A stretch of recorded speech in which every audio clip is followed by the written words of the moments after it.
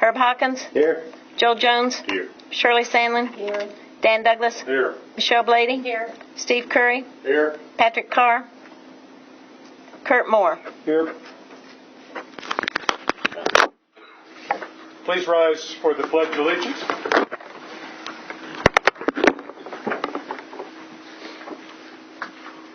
I pledge allegiance to the flag of the United States of America and to the republic for which it stands, one nation, under God, indivisible, with liberty and justice for all. Please remain standing for the invocation. Roger Jocelyn from the First Episcopal Church is presiding. All Saints Episcopal Church. Oh, I'm sorry. Let us pray. Gracious and Holy One, we are grateful for the opportunity to elect public officials. May those we have elected embrace their sacred duty to be good stewards of our natural environment, protecting the resources you have given us.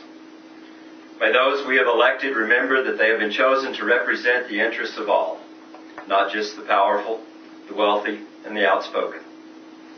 We ask that you instill in the sheriff-elect and the newly elected Quorum Court members a sense of compassion for the poor, the marginalized, and those without advantage. Again, we ask that you keep us mindful of the gospel writer Matthew's admonition that the way we treat the least among us is the way we are treating the Christ, and that whenever we deny proper food to the hungry, visitors to the prisoner, and welcome to the stranger, we've also denied Jesus. Forgive our arrogance and false pride. Grant us humility.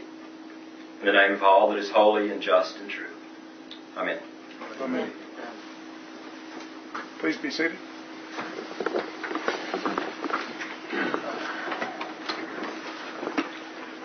Do we have any changes to the agenda?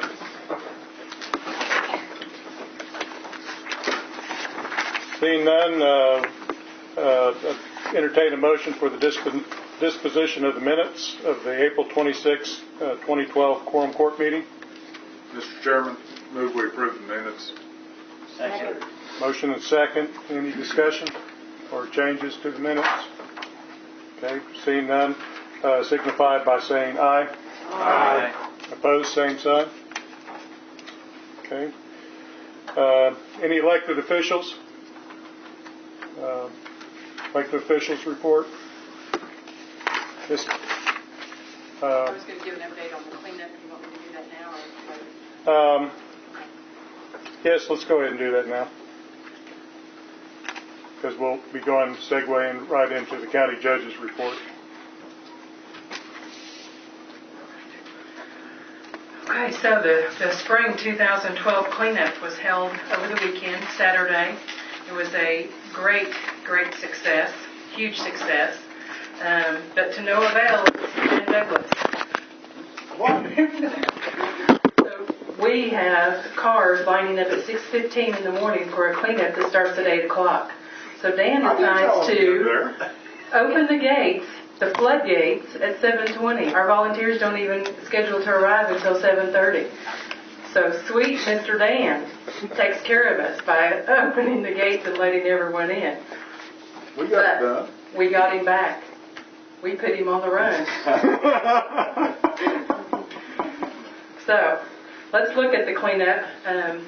We held the cleanup this time. We only had money or funding to hold one cleanup. We were going to hold it in the fall, but there was a large expressed interest to go ahead and have the spring cleanup. So we scheduled this cleanup. We were able to put it together in 5 weeks. The spring 2011 cleanup, we had approximately 900 customers come in. Fall 2012, 1,542. And this cleanup, with only 5 weeks of advertising, we had 1,474 customers at all 3 locations. So not only did we have the Bentonville location and the Garfield, we also opened the Decatur Road Department site and had visitors come in there to dispose of their goods. It was a very organized cleanup. I think it was the best run cleanup that we've had. We were able to get the household hazardous waste. If you'll remember last time how many cans of paint, how much material came in. I'll show you some pictures of that. We assigned team leaders. I know several of you were team leaders. Joel was over traffic. It helped significantly to have those team leaders who you could go to when there was a problem and take care of those issues and those problems. So here's what our design looked like. We had 2 lines of traffic coming through the entire place, where at the previous cleanups we did not have as much real estate. We had the JJC being built and that cut off a portion of it. We had several buildings that have now been relocated to the West Road Yard that gave us a lot more area to work with, so made this cleanup a lot better to work with. So as the traffic came in, we had 6 lines. Once they got into the building, we had 2 lines coming into the road department. We had 6 lines of approximately 8 to 10 vehicles per row. That's how many people we had when we first started. So by 10 o'clock, we were down to 2 to 3 lines. So we had a significant amount all the way up until 12 o'clock. Traffic never stopped until 12 o'clock. Huh, Joel? He stood there the whole time, him and Frank, the entire 4 hours. Well, actually 5.5 when you count what Dan did to it. You're welcome. So here's what it looked like in 2011. We had people just unloading beside the buildings just to get rid of their stuff so they could get through the facility. This time, with traffic being able to allow on both sides of the hazardous waste disposal, we were able to get everything offloaded to the vehicles, onto the tables, and inside of that area we were able to collect and put everything into bins and keep it very organized. So when the cleanup was over, there was not a lot of significant amount of work for those individuals for that day. So here's a couple more pictures of what that looked like while that was going on. You see the tables, you can see the bins that they were putting that material on. We believe that we had approximately the same amount of material as we did in the fall. Yeah. When the paint cans, if you'll look, they're chest high. And there were like 22 pallets of those chest high. Okay, we also were able to add the sharps and pharmaceuticals. So here's the deputy that took the sharps and pharmaceuticals to us. So we were able to add that this year. We continued with the electronics. We were able to get 4 inmates to assist us at this cleanup. Here's another picture of the line going after the household hazardous waste, back to the tires and shredding, and then onto the the bulky waste area. So we took refrigerators, lawnmowers. I bet we had 70 lawnmowers, probably 100 bicycles, tons and tons of bicycles, lots and lots of mattresses. So here are some of the numbers.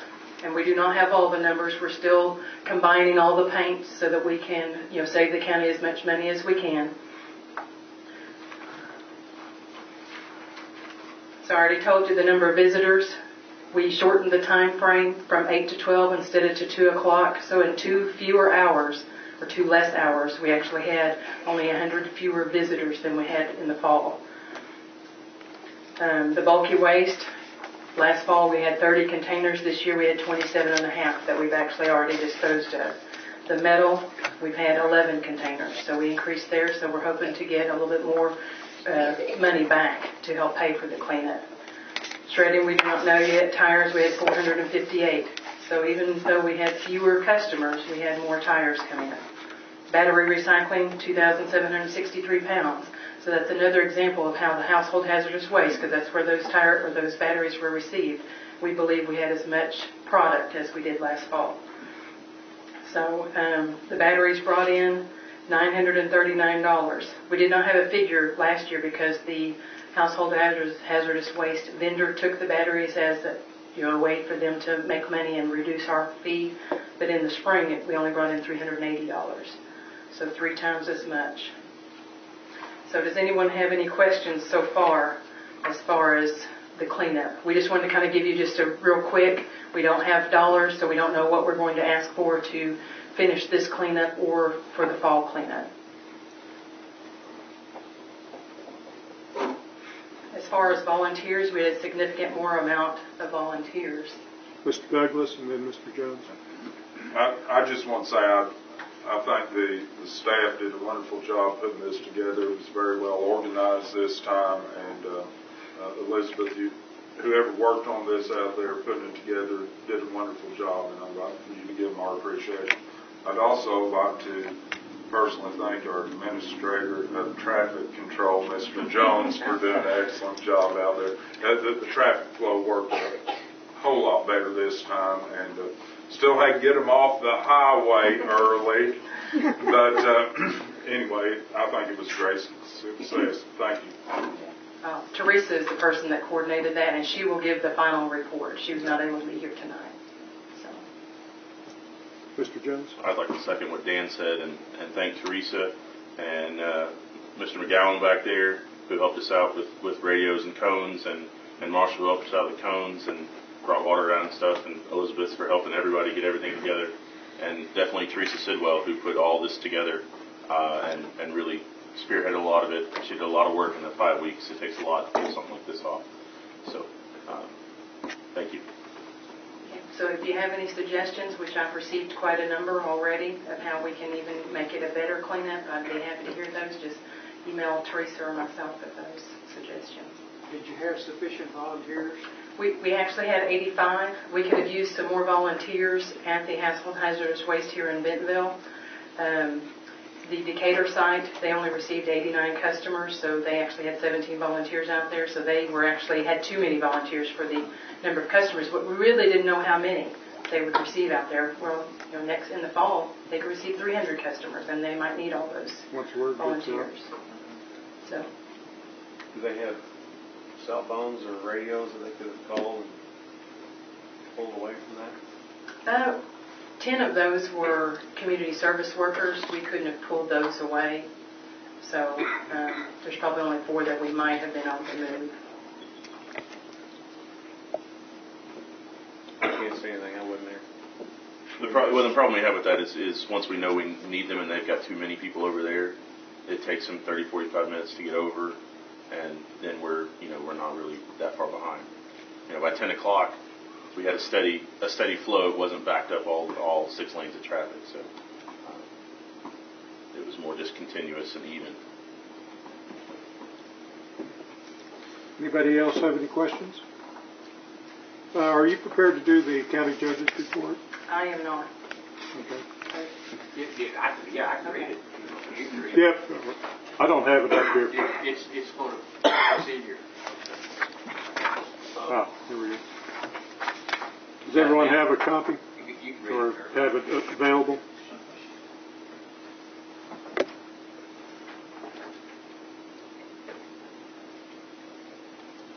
I think it's pretty much things he's already been talking about.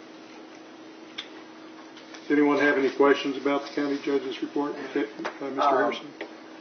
I don't know if I can answer it. How's the countywide EMS study? Have we heard anything how that's coming? Or Mr. Winscott? Yes, I talked with Marshall this morning, and we're expecting a draft copy of the report possibly late next week.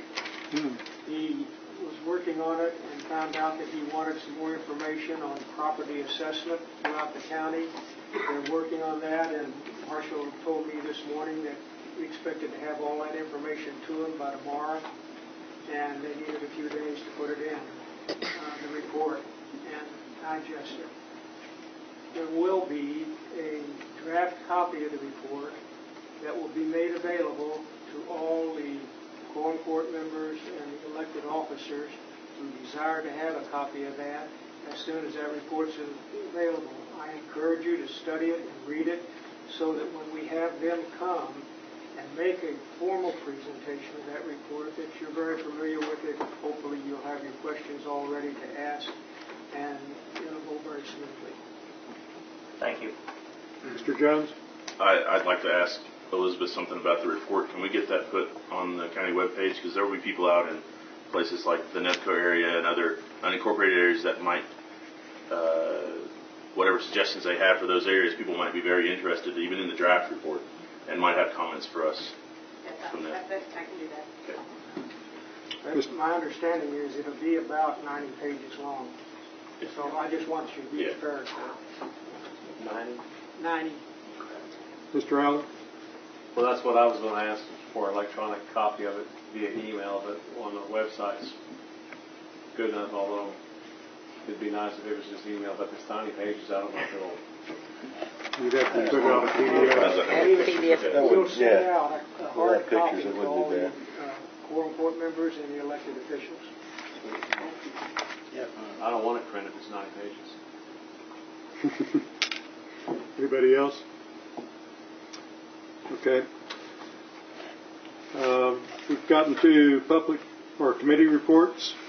Any committees recently had a meeting that they wish to report on? Okay. Seeing none, public comments. In the Quorum Court meetings, we have 30 minutes of total, 3 minutes per person on any subject. Anybody in the gallery wishing to make public comments? Okay. Seeing none, Mr. Harrison. Yes, sir. I'd like to make a motion that we suspend the rules and all ordinances and resolutions be read by title only. Second. Okay, motion and second. Discussion? All in favor signify by saying aye. Aye. Opposed? Same sign. Okay. Old business. We have none. New business, item A. Please read by title only. A resolution confirming the county judge's appointment of Ashley Tucker to the Benton County Planning Board. I have sponsor Benton County Judge Bob Kleiner, who's not here. So, Mr. Winscott. Yes, he asked me if I'd sponsor this recommendation, and I told him that I would. I talked with him this morning, and we have on the website, and hopefully you were able to read it, his resume, Mr. Tucker, and he is here, and he will come forward and make a brief statement, and he is available to answer any questions. Right. I did discuss with the judge the past practices of having any appointees that he may have come before the Committee of 13, and, the interrogation go on there, and then come on to the Quorum Court after that period of time, giving the Quorum Court members an opportunity to investigate or ask any questions. He said he was not aware of that, but he would practice that from this point on. So this is somewhat of an exception to what I hope will be a standard practice from here on out. So unless there's some other questions, I would suggest that we recognize Mr. Tucker and let him take the microphone and tell us what he'd like for us to know, and then open it up for any discussions. Mr. Winscott, a point of order. We need a motion. I'll move that we appoint Mr. Tucker to the Planning Board. Second. Okay, motion and second on the floor. Okay, Mr. Tucker.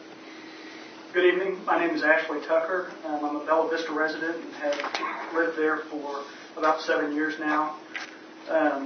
I've worked for Walmart in the real estate department and have traveled fairly extensively through the Northeast for the past almost 7 years, presenting projects to planning boards, both city and county, and have enjoyed that very much. I don't travel nearly as much as I used to.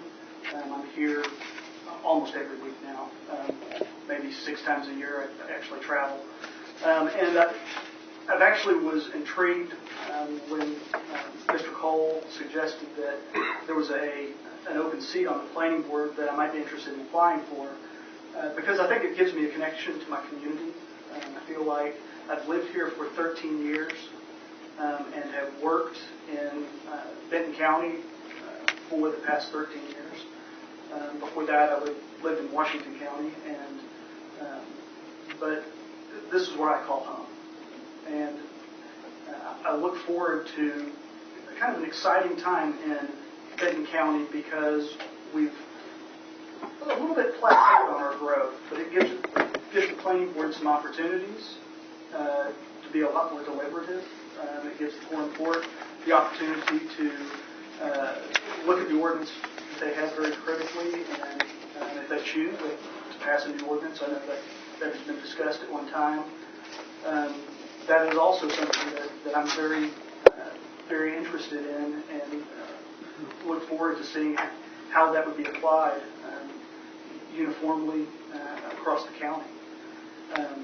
like I said, I look forward to serving Benton County and would welcome any questions that you have of me. Mr. Kevin Harrison? Well, of course, you're going to be dealing mostly with the rural areas, which is totally different from Bella Vista or even the Northeast and stuff. And my question is, how are you going to handle that? Because we're not as strenuous to that. You know what I mean? And it's just a total different environment. And I just kind of want to hear your viewpoint and how you plan to work with the rural people to make sure that we're not being too strenuous on it. I actually don't think that there is that much difference between rural Northeast, just rural Northeast, and rural Benton County, Arkansas. I think that people expect to be treated fairly. I think that people expect to be treated with respect and dignity, that they don't expect to be looked down upon or talked to harshly. And I expect the person that works on the planning board to not try and make up new things, but look at what they are wanting to do with their piece of property and apply the ordinances and the bylaws to that piece of property. The bylaw that we have is fairly short, but it requires deliberation being short to make sure that you don't overstep the authority of the bylaw or the ordinance.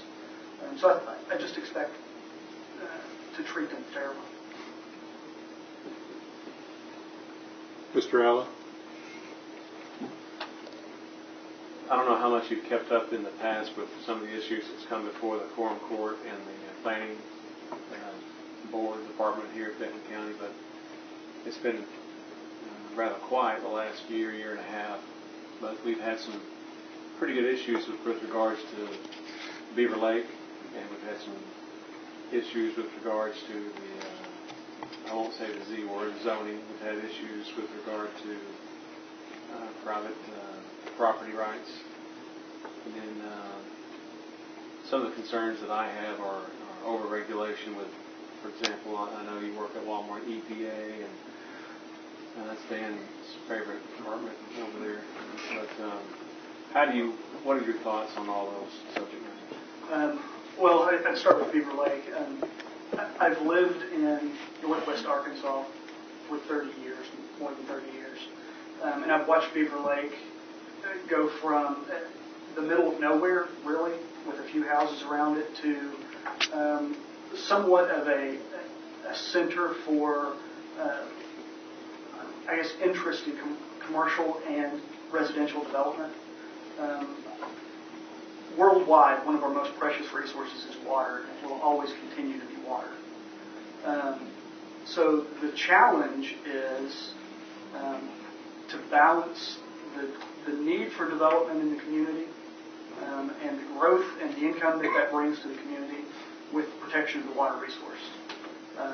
Because it is mostly septic, because it is mostly out of the sight of the watchful eye of the city. Development is one of those things that needs to be looked at carefully. I don't think that it's one of those things that you can expect to put a moratorium on without a lot of pushback. And I don't think it's one of those things that you can just open it up to exploding growth without a lot of pushback. So as each development comes along around Beaver Lake, it's one of those things that it's going to require a great deal of scrutiny from the board for commercial development. For smaller developments, individual lots, lot line mergers, things like that, where people are wanting or possibly already have union 2 lots for their own personal use. I wouldn't see those being very much different than anywhere else in the Beaver watershed. The EPA, there are a lot of regulations. Like I said, I don't think it's the planning board's. You can't do anything. I gave an example of over-regulation. Over-regulation. I don't think it's the planning board's job to make regulations. It's the Quorum Court's job to pass ordinances and to regulate. And it's the state's job to pass ordinances and regulations. There have been in the past a lot of hot button topics that have come in front of the planning board, even as recently as the last meeting, where there are regulations that you have to consider before you can make a ruling. And I was very impressed with the rule of the planning board. They're extremely deliberative.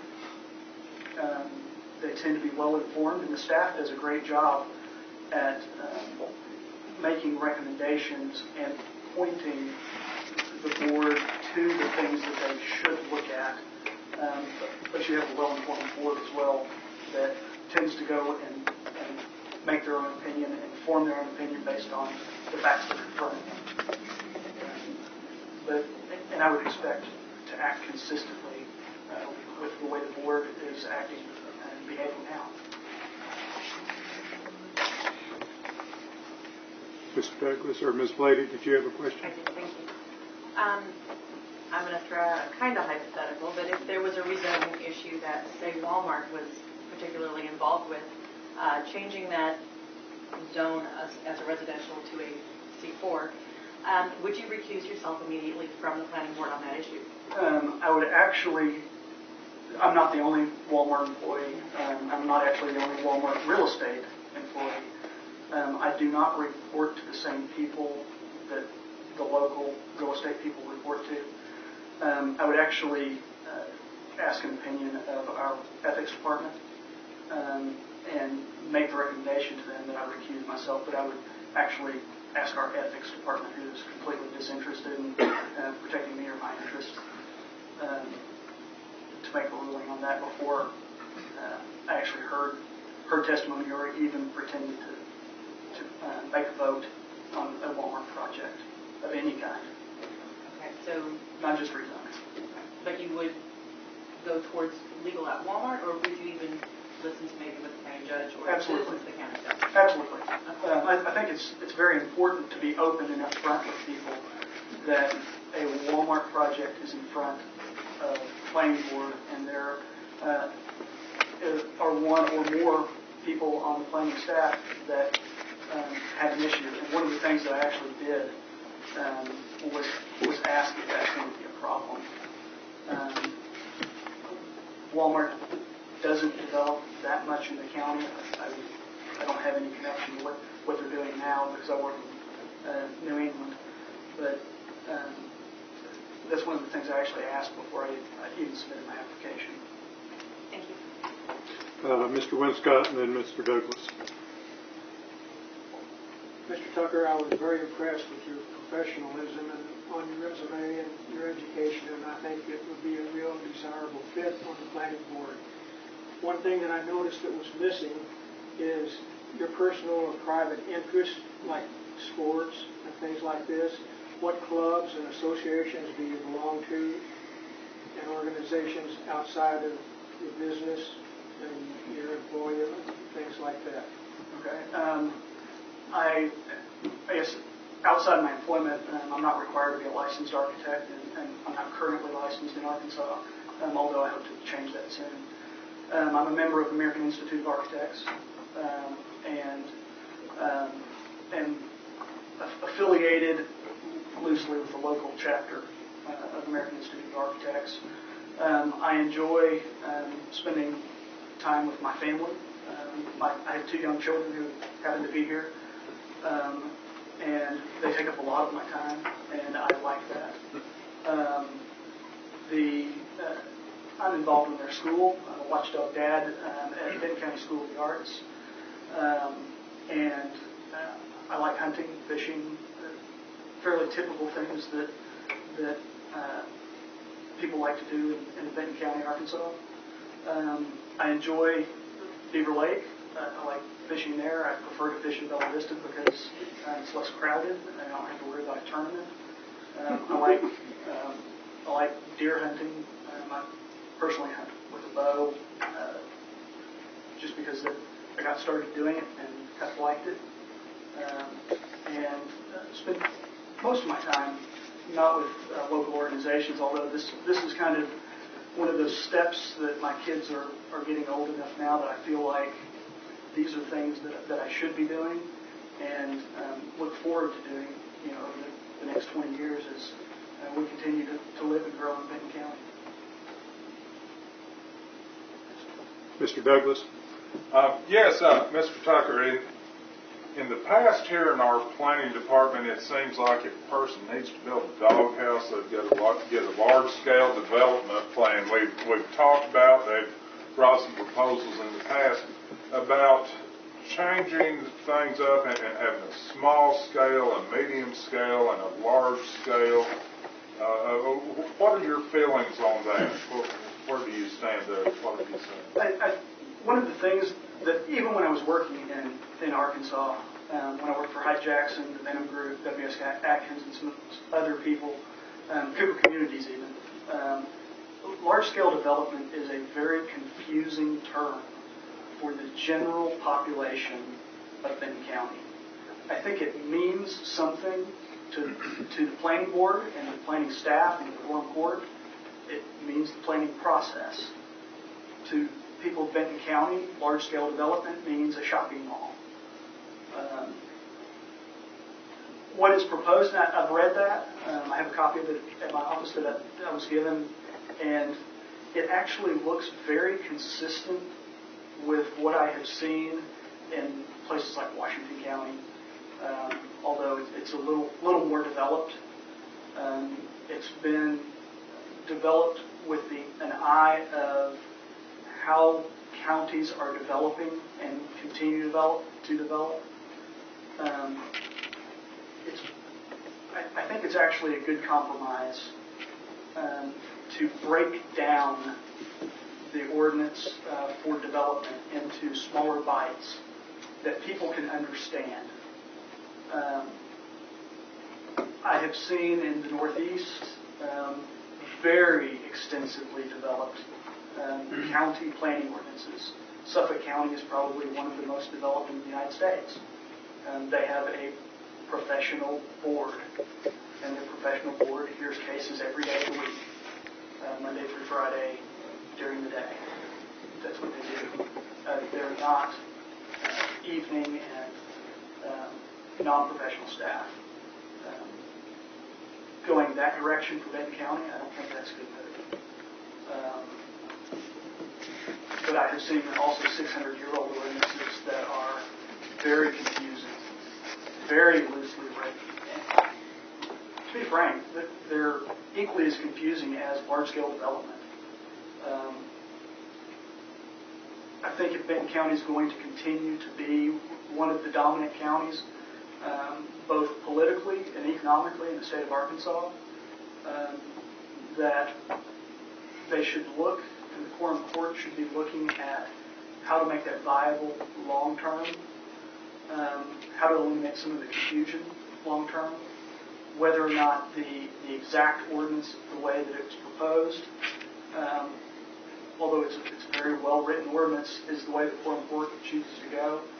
I think that's your prerogative. But I definitely think it's something that it's going to need to happen at some time. Mr. Jones? Tom said it first, so I'll say the Z word again. Do you think we should zone the county or create a more specific master plan for the county? I think we should, yes. I'll say it two ways. Yes, I think we should have a specific master plan for the county. Should that involve zoning? There are advantages to zoning and there are disadvantages to zoning. And I think it's one of those things that the citizenry of Benton County has elected officials to discuss in public. Whichever way it goes, it won't be my job to write that. It's just my job to interpret it. I like playing with zoning. I like master planning. One of the things I did full-time for about a year and a half was master planning military bases across the world. Does that involve some zoning? Yes. Is it zoning? Not necessarily. But I think it's something that the people of Benton County should have input on. And then let the planning board ask for interpretation, get clarification on, and spend the next 100 years interpreting. Thank you. Anybody else have any questions for Mr. Jones? Tucker, I'm sorry. Mr. Tucker, I have a question. Having sat on and presided over several planning board appeals in the past, virtually every one involves some form of compatibility. We've had quarries, businesses trying to locate in residential areas, red dirt pits, cell towers, to name a few. And most of our most contentious situations have always involved that. Have you read the county ordinances regarding to planning? I have read most of the county ordinances. I would not say that I've read all of the county ordinances. Are you familiar with the compatibility clause? Yes. Compatibility is one of those things that I think is one, at least the way that the current leadership of the planning board is looking, and that's one of the things that was brought up at the last meeting that I attended. The compatibility is one of those delicate topics that borders on zoning. So the decision, because we don't have zoning, can't look like zoning. It can't be a spot decision. But I guess the way that you look at it is your property rights end at your property, and the person next to you's property rights begin at the edge of your property. It's one of those things, compatibility has to be consistently applied throughout the county. I can't say a cell tower can go here and then turn around in exact same scenario, hypothetically, that it can't go somewhere else. It has to be applied consistently. So this is something that I hear at Walmart a great deal, that a large-scale use isn't compatible for a neighborhood, or a gravel plant, a batch plant, isn't compatible with a residential subdivision. A batch plant probably isn't compatible with a residential subdivision. But there may be ways that the planning of the batch plant could make it a compatible use. And those are things that the planning board respectfully deliberates on, and has to look out for both the owner of the property who intends to develop it and the adjoining neighbors of the property who have to live next to it. And ultimately, the decision is made by a broader board.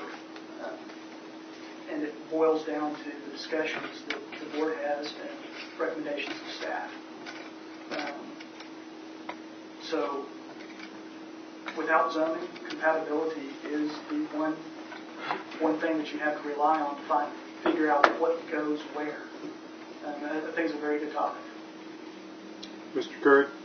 Would you consider yourself strong on property rights by owners? Yes, I would consider myself strong on property rights by owners, meaning the person that develops the property and the person that's next to them, they have equally as strong property rights. Mr. Kevin Harrison? One of the things I'd like to know your viewpoint. People buy in the county because they don't want the same regulations, the same zonings, the same stuff in the county that they had in the city. That's why they chose to live there. And lots of times we have a tendency to say, it don't matter why you buy here. And the way I look at it is, the people that live out in the county that want to be there, want that rural atmosphere, want want less regulations, they're the ones. And people that want more regulations and more stuff, if they don't like that atmosphere, then they should kind of probably move to Rogers or Benton or Bella Vista where they have that stuff. And when I say protected property rights, I say that most people live out in the county because of just that very reason. And I agree that we don't want to put a cesspool or an environmental hazard next to a residential subdivision, but there's been cases where people wanted to develop a small manufacturing area, nothing too big, but to employ veterans or whatever, and it was next to a residential area. Do you see that being a problem? Well, like you said, it is the county. The uses in the county are not regulated by area. Manufacturing plants are not told to be so many feet from residential buffers, things like that. Bulk requirements are applied. Like I said before, it's not the planning board's job to tell people what they can do and where they can't do things. It's the planning board's job to interpret what does the ordinance say, how does this ordinance apply to this project, and there are things to consider. Noise, environmental hazard, is obviously one, but the biggest of them is compatibility, noise, and bulk requirements. And then there are obviously other things that get brought up. Mr. Jones? Mr. Chairman, I call for the vote. Let's let Ms. Blady I just take have one some. She had more question.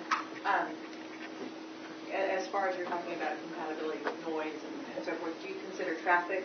Do you consider drainage? Do you consider all those things before you start? Absolutely. One of the biggest things of a commercial development is traffic. And I think it's important not so much for the property owner to be able to describe their traffic. I think it's more important for them to have a professional opinion based on standards as to what traffic that they're going to produce. And that the board clearly deliberates not just on traffic, but on specific impacts as they relate to regulations and ordinances and bylaws. But definitely, riparian rights is a big topic, especially in the county, because downstream property owners have just as much right to the water that you're impounding as upstream, or the impounder of the water. So all of those things are definitely, it's very broad, what you need to look at on each side, or it could be very narrow. Okay, ready to call the question? Clerk, please call the roll. Dale King, Yes. Franklin Scott, Yes. Jay Harrison, Yes. Tom Allen, Yes. Kevin Harrison, Yes. Herb Hawkins, Yes. Joe Jones, Yes. Shirley Sandlin, Yes. Dan Douglas, Yes. Michelle Blady, Yes. Steve Curry, Yes. Patrick Carr, Kurt Moore. Yes. 12 yeas, 1 absent, passed. Congratulations, Mr. Tucker. Thank you very much. Yeah. Okay, item B. Be it enacted by the Quorum Court of the County of Benton, State of Arkansas, an appropriation ordinance to be entitled, an appropriation ordinance amending appropriation ordinance number 2011-61, 2012 Benton County budget, appropriating additional monies and authorizing additional expenditures in Department 31, Planning, Fund 010. Mr. Allen? $2,500 in grant for the rain garden. And I was confirming earlier with Elizabeth, we've got 25% in-kind match with this. We've discussed this in all of our committees with unanimous approval. I move that we pass this tonight. Second. Okay, motion and second on the floor. Discussion. Seeing none, clerk, please call the roll. Dale King, Yes. Franklin Scott, Yes. Jay Harrison, Yes. Tom Allen, Yes. Kevin Harrison, Yes. Herb Hawkins, Yes. Joel Jones, Yes. Shirley Sandlin, Yes. Dan Douglas, Yes. Michelle Blady, Yes. Steve Curry, Yes. Patrick Carr, Kurt Moore. Yes. 12 yeas and 1 absent. Passed. Item C. Item C. Being enacted by the Quorum Court of the County of Benton, State of Arkansas, an appropriation ordinance to be entitled, an appropriation ordinance amending appropriation ordinance number O 2011-61, 2012 Benton County budget to appropriate additional funds and authorize additional expenditures in Department 7, County Assessor, Fund 440. Mr. Allen? Yes, this is $30,000 to complete the annex facility for the assessor's office. We've been through quite a bit of discussion through Finance and Committee of 13, and we just discovered more than we had anticipated. But I know the judge is going to get done with this $30,000, and he won't need another penny to finish this. I move that we approve this. Second. Okay, motion and second on the floor. Discussion. You're right.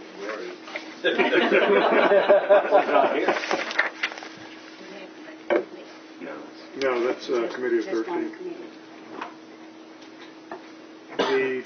Any discussion? If not, clerk, please call the roll. Dale King, Yes. Frank Winscott, Yes. Jay Harrison, Yes. Tom Allen, Yes. Kevin Harrison, Yes. Herb Hawkins, Yes. Joe Jones, Yes. Shirley Sandlin, Yes. Dan Douglas, Yes. Michelle Blady, Yes. Steve Curry, Yes. Patrick Carr, Kurt Moore. Yes. 12 yeas and 1 absent. Passed.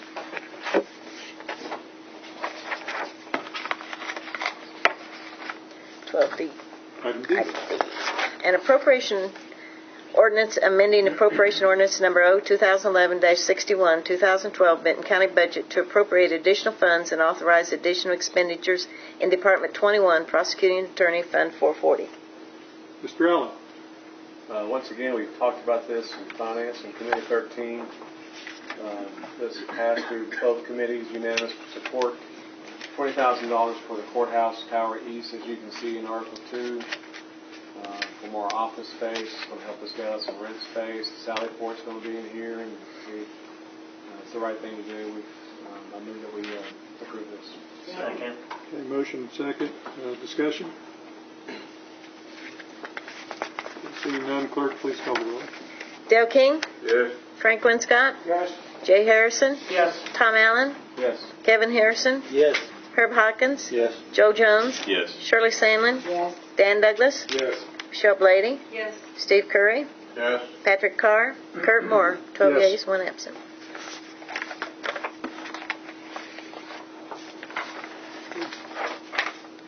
Item E.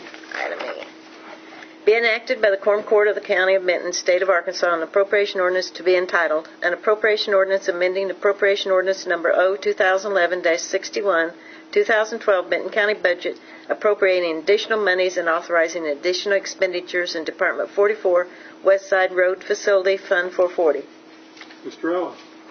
Well, as you can see in Article 2, it's $20,000 for the West Side Road Department, and came through both committees, Finance Committee 13 with the due pass. I move that we approve it. Second.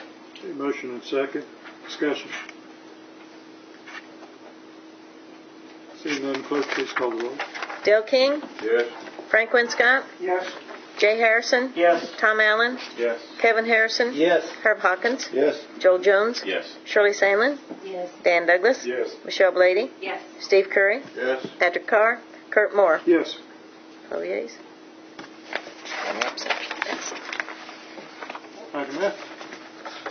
Being enacted by the Quorum Court of the County of Benton, State of Arkansas, an appropriation ordinance to be entitled, an appropriation ordinance amending appropriation ordinance number O 2011-61, 2012 Benton County budget, appropriating additional monies and authorizing additional expenditures in Department 44, Road Department, Fund 020. Mr. Allen? Okay, this one's been changed since the Committee of 13, but per our direction. If you recall, we had a discussion. This is over the acquisition, right-of-way acquisition that we're partnering with the school board, the school system for Bentonville and the City of Bentonville. And if you look in Article 2, what George, our county attorney, changed, if you look on the second line, he added the or to otherwise pay for acquisition.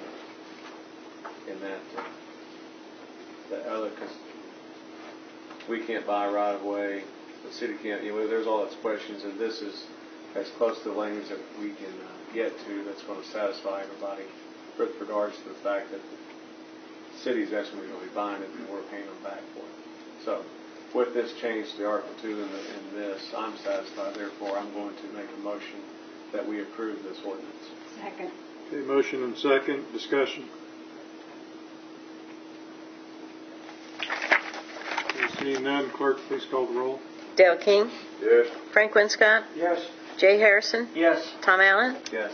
Kevin Harrison, Yes. Herb Hawkins, Yes. Joe Jones, Yes. Shirley Sandlin, Yes. Dan Douglas, Yes. Michelle Blady, Yes. Steve Curry, Yes. Patrick Carr, Kurt Moore. Yes.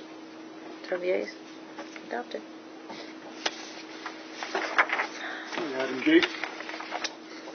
Being enacted by the Quorum Court of the County of Benton, State of Arkansas, an appropriation ordinance to be entitled, an appropriation ordinance amending appropriation ordinance number O-2011-61, 2012 Benton County budget, authorizing a transfer of funds in Department 30 Emergency Management State Homeland Security Grant, fiscal year 2010 LETPA Grant Fund 297.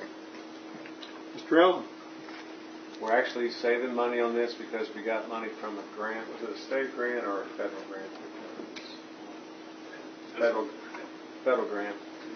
So this is actually a good thing for us for our expenditure on this, so I move that we approve this. Second. Okay, motion and second on the floor. Discussion. Okay, seeing none, clerk, please call the roll. Dale King, Yes. Frank Winscott, Yes. Jay Harrison, Yes. Tom Allen, Yes. Kevin Harrison, Yes. Herb Hawkins, Yes. Joe Jones, Yes. Shirley Sandlin, Yes. Dan Douglas, Yes. Michelle Blady, Yes. Steve Curry, Yes. Patrick Carr, Kurt Moore. Yes. 12 yeas, 1 absent. Passes. Do we have any other business to come before this body? Okay. Do we have any announcements? Let's try this side first. Mr. Allen. Finance meeting will be, I had it in my calendar and I lost it, June the 5th. Is that right, Richard? June 5th. June 5th at 5:30. Gives Richard and Sarah a little time each time. Okay. Anybody else on this side? Okay. To my left, Ms. Blady. Grievance on June 4th at 6 o'clock. And that's for everybody, I believe? Everybody. Okay. Make sure that's June. It's June 4th, Monday. That's right, your birthday. We'll come. As long as there's cake, I'll be here. It's Judge's birthday, too. You could bring cake for me. Oh, my. Ooh, very special. 6. 6. Okay, Michelle, is the grievance, what time? 6 o'clock. 6 o'clock, okay. Any other business or any other announcements? Okay. I would entertain a motion. Oh, we adjourn. Second. Okay. Meeting over.